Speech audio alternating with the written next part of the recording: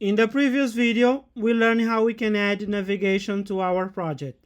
We create a new page, and now when the user click on Get Started, we go to this page.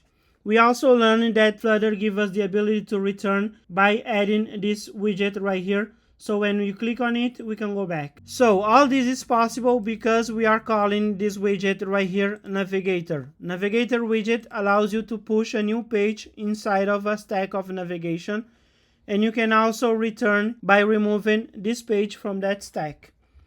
So in this video, let's learn an alternative to use this push method right here. This is the Navigator.pushName. So first, let's comment this code. And now we need to do some changes inside of our file main.dart. To use pushName, we don't need to use this home property right here. So let's comment. Now we need to use this initial route, and then we have to specify what is the default route when your app is loaded. So for that, you use single quote, and then you can use this slash.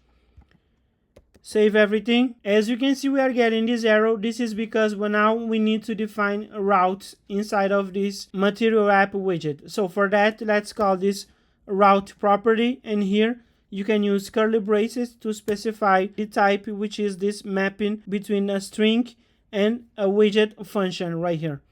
So for our initial page, you can use, like I said, this slash, and this will be assigned to, now we have to use a method.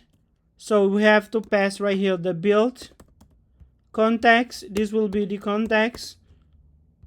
And then you can use the arrow function, and now let's call this homepage widget right here. Give it a comma, save everything. The error is gone. We are loading this homepage widget. But now we have defined this default route. This will be assigned to this homepage widget. And now instead of using this home property, we are using this initial route.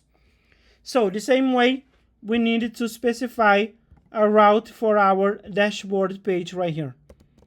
So you come right here after the comma, you need to specify the name route. So this will be always start with slash, and then you can call this my dashboard, and this will be assigned to our page. So just copy this code right here for this arrow function, paste it, give it a comma, and make sure you import this dashboard page right here. Save everything.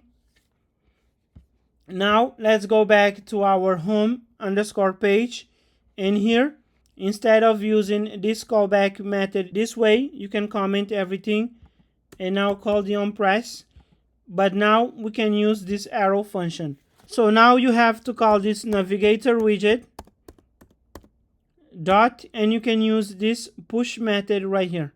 So push name, and here you specify the context because we are still using this navigator.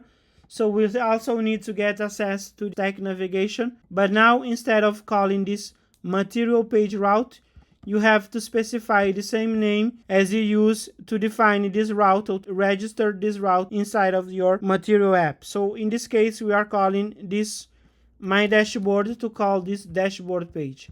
So come right here, paste it, save everything, reload your app, and now if you click on Get Started, we can go to this dashboard page the same way.